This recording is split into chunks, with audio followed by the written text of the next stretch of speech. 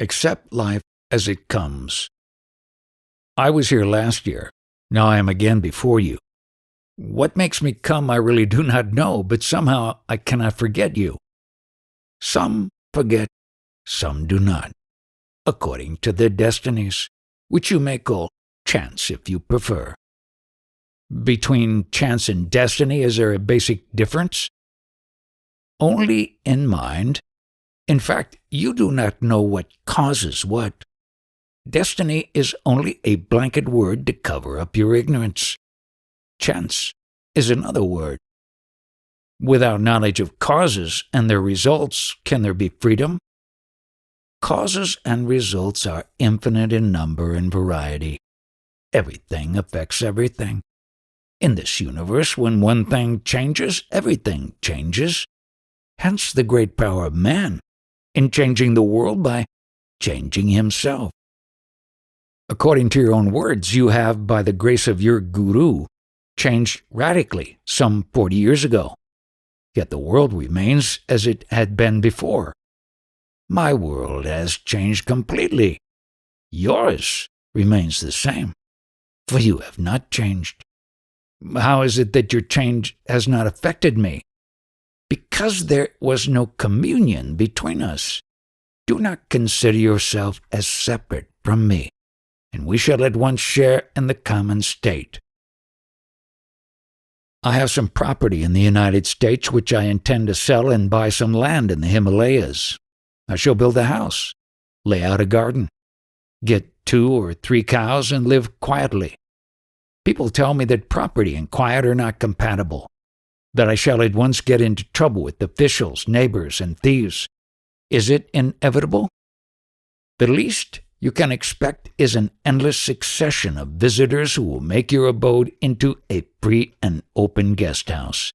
Better accept your life as it shapes. Go home and look after your wife with love and care. Nobody else needs you. Your dreams of glory will land you in more trouble. It is not glory that I seek reality. For this you need a well-ordered and quiet life, peace of mind, and immense earnestness. At every moment, whatever comes to you unasked comes from God, and will surely help you, if you make the fullest use of it. It is only when you strive for, out of your own imagination and desire, that gives you trouble. Is destiny the same as grace? Absolutely. Accept life as it comes and you will find it a blessing. I can't accept my own life. How can I accept the sort of life others are compelled to live? You are accepting it anyhow. The sorrows of others do not interfere with your pleasures. If you were really compassionate, you would have abandoned long ago all self-concern and entered the state from which alone you can really help. If I have a big house and enough land, I may create an ashram with individual rooms, common meditation hall, canteen, library, office, etc.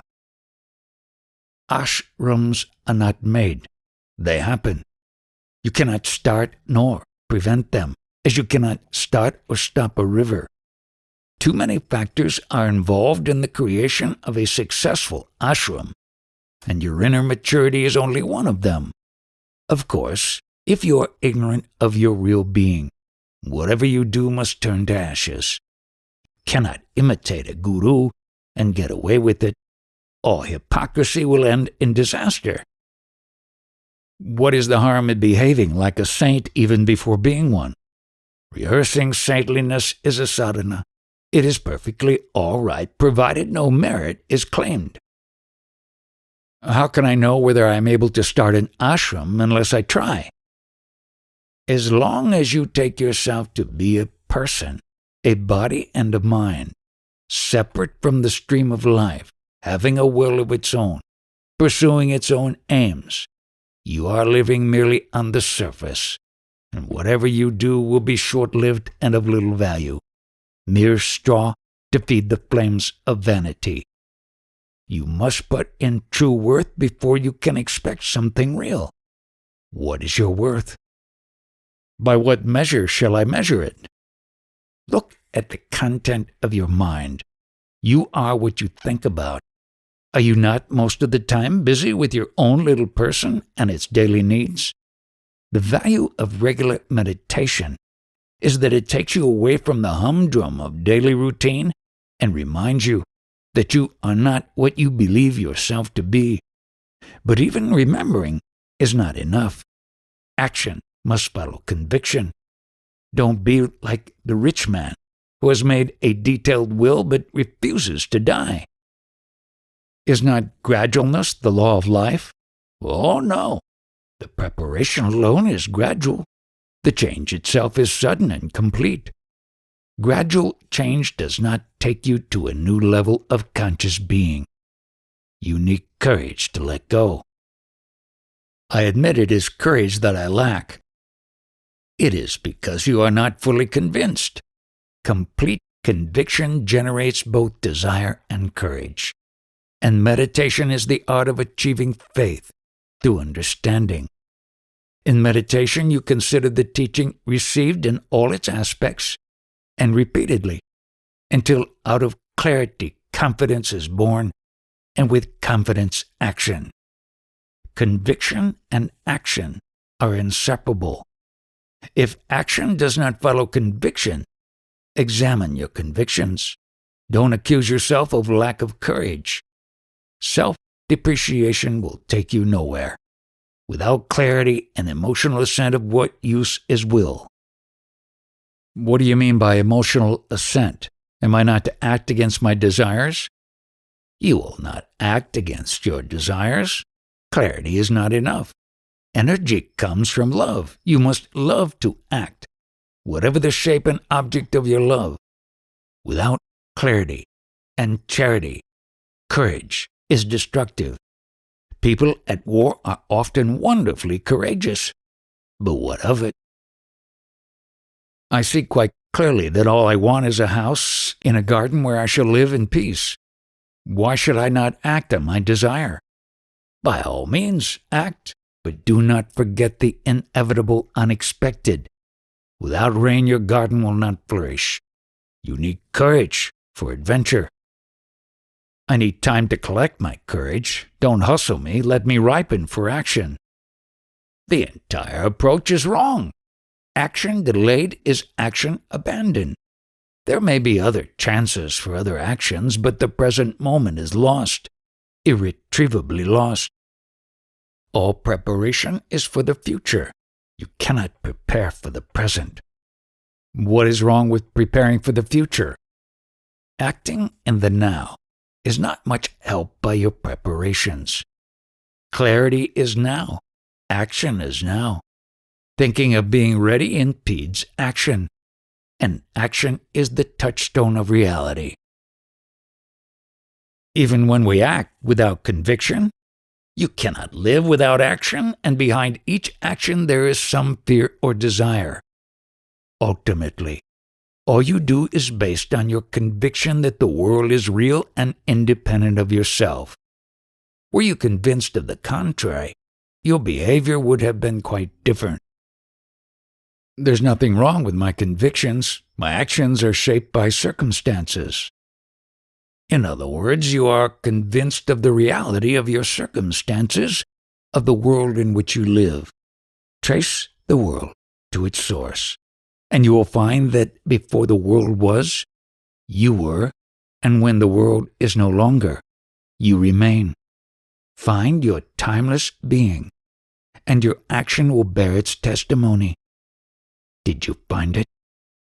No, I did not. Then what else have you to do? Surely this is the most urgent task. You cannot see yourself as independent of everything unless you drop everything and remain unsupported and undefined. Once you know yourself, it is immaterial what you do. But to realize your independence, you must test it by letting go all you were dependent on. The realized man lives on the level of the absolutes. His wisdom, love, and courage are complete. There is nothing relative about him. Therefore, he must prove himself by tests more stringent, undergo trials more demanding. The tester The tested and the setup for the testing are all within.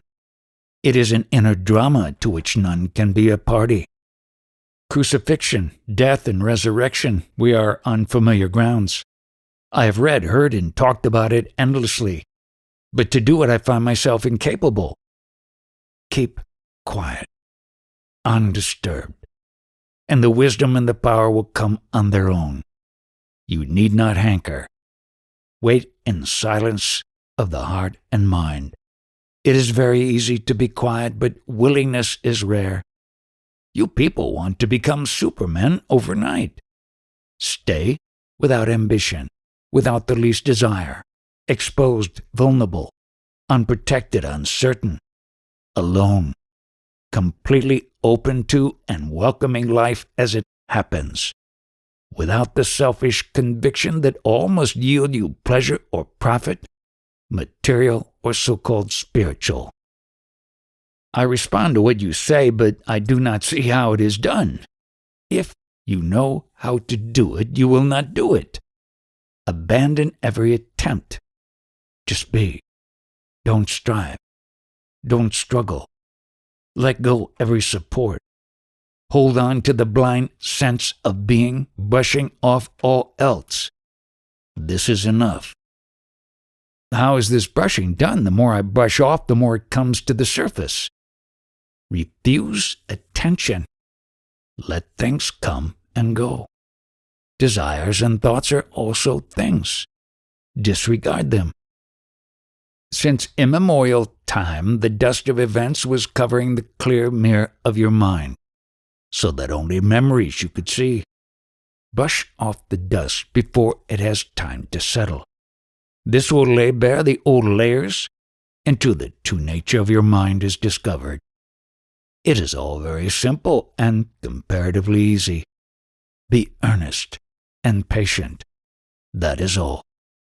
Dispassion, detachment, freedom from desire and fear, from all self-concern, mere awareness, free from memory and expectation.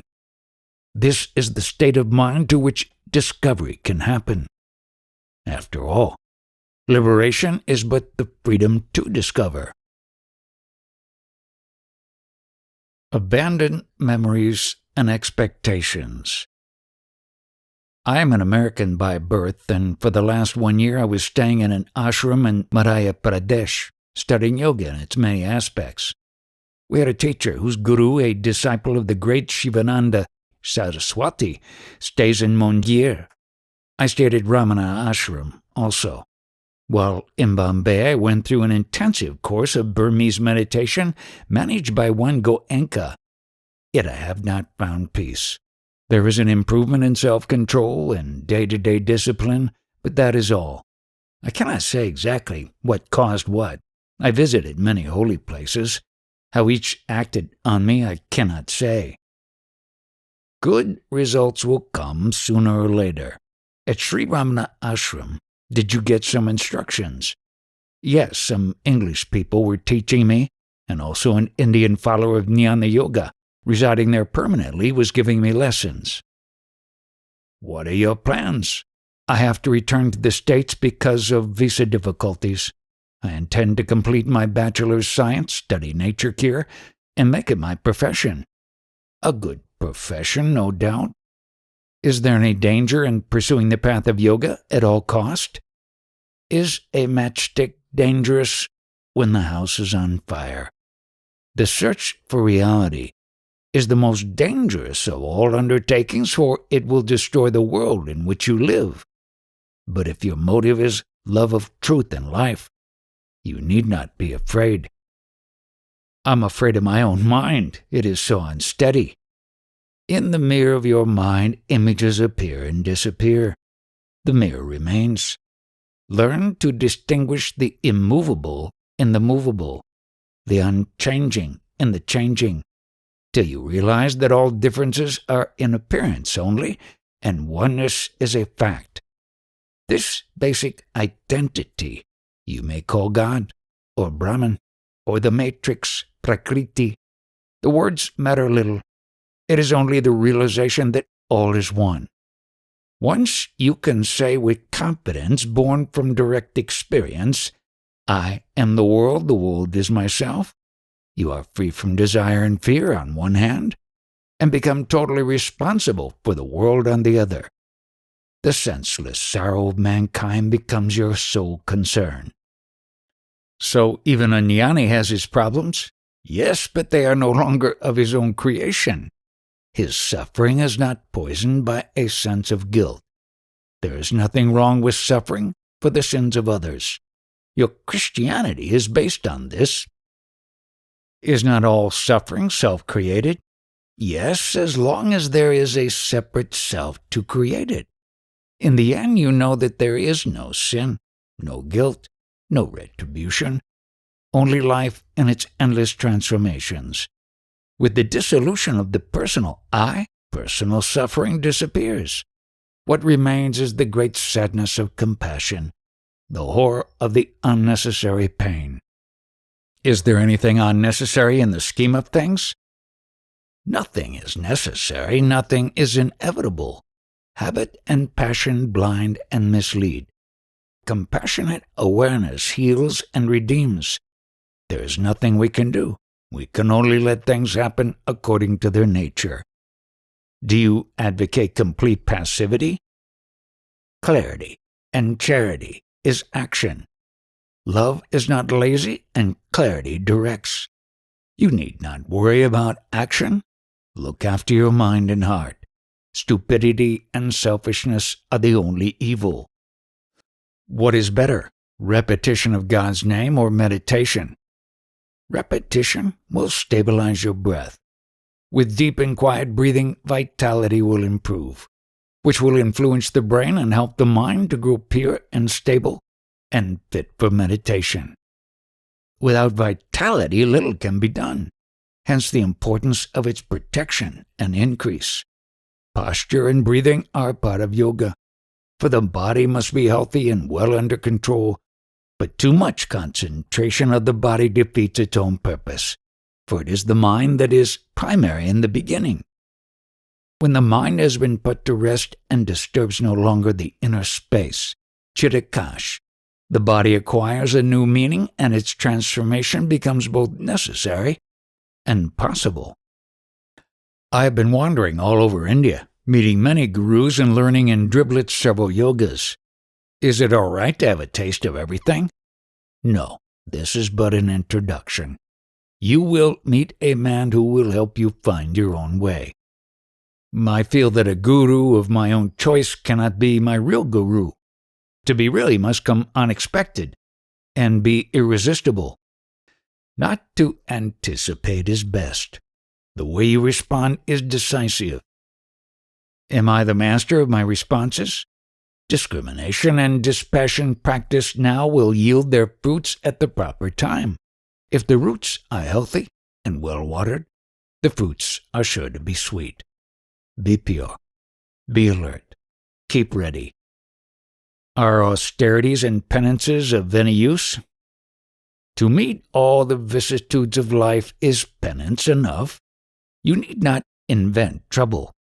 To meet cheerfully whatever life brings is all the austerity you need. What about sacrifice? Share willingly and gladly all you have with whoever needs. Don't invent self-inflicted cruelties. What is self-surrender? Accept what comes. I feel I am too weak to stand on my own legs. I need the holy company of a guru and of good people. Equanimity is beyond me. To accept what comes as it comes frightens me. I think of returning to the States with horror. Go back and make the best use of your opportunities. Get your Bachelor of Science degree first. You can always return to India for your nature cure studies. I'm quite aware of the opportunities in the States. It is the loneliness that frightens me. You have always the company of your own self. You need not feel alone. Estranged from it, even in India, you will feel lonely. All happiness comes from pleasing the self. Please it after return to the States. Do nothing that may be unworthy of the glorious reality within your heart, and you shall be happy and remain happy. But you must seek the self, and having found it, stay with it. Will complete solitude be of any benefit? It depends on your temperament. You may work with others, for others, alert and friendly, and grow more fully than in solitude, which may make you dull or leave you at the mercy of your mind's endless chatter. Do not imagine that you can change through effort. Violence, even turned against yourself, as in austerities and penance, will remain fruitless. Is there no way of making out who is realized and who is not? Your only proof is yourself. If you find that you turn to gold, it will be a sign that you have touched the philosopher's stone. Stay with the person and watch what happens to you. Don't ask others. Their man may not be your guru. A guru may be universal in his essence, but not in his expressions. He may appear to be angry or greedy, or over-anxious about his ashram or his family, and you may be misled by appearances, while others are not. Have I not the right to expect all-round perfection, both inner and outer? Inner, yes, but outer perfection depends on circumstances, on the state of the body, personal and social, and other innumerable factors. I was told to find a jnani so that I may learn from him the art of achieving jnana, and now I am told that the entire approach is false, that I cannot make out a jnani, nor can jnana be conquered by appropriate means. It is also confusing. It is all due to your complete misunderstanding of reality. Your mind is steeped in the habits of evaluation and acquisition, and will not admit that the incomparable and unobtainable are waiting timelessly within your own heart for recognition. All you have to do is to abandon all memories and expectations. Just keep yourself ready, in utter nakedness and nothingness. Who is to do the abandoning? God will do it. Just see the need of being abandoned. Don't resist. Don't hold on to the person you take yourself to be. Because you imagine yourself to be a person, you take the jnani to be a person too, only somewhat different, better informed and more powerful. You may say that he is eternally conscious and happy, but it is far from expressing the whole truth. Don't trust definitions and descriptions. They are grossly misleading. Unless I am told what to do and how to do it, I feel lost. By all means, do feel lost. As long as you feel competent and confident, reality is beyond your reach. Unless you accept inner adventure as a way of life, discovery will not come to you. Discovery of what? Of the center of your being, which is free of all directions, all means, and all ends. Be all, know all, have all. Be nothing, know nothing, have nothing. This is the only life worth living, the only happiness worth having. I may admit that the goal is beyond my comprehension. Let me know the way at least. You must find your own way. Unless you find it yourself, it will not be your own way, and will take you nowhere. Earnestly live your truth as you have found it. Act on the little you have understood. It is earnestness that will take you through, not cleverness, your own or another's. I'm afraid of mistakes. So many things I tried, nothing came out of them. You gave too little of yourself. You were merely curious, not earnest. I don't know any better. At least that much you know. Knowing them to be superficial, give no value to your experiences. Forget them as soon as they are over. Live a clean, selfless life. That is all. Is morality so important? Don't cheat, don't hurt. Is it not important? Above all, you need inner peace. which demands harmony between the inner and the outer. Do what you believe in and believe in what you do. All else is a waste of energy and time.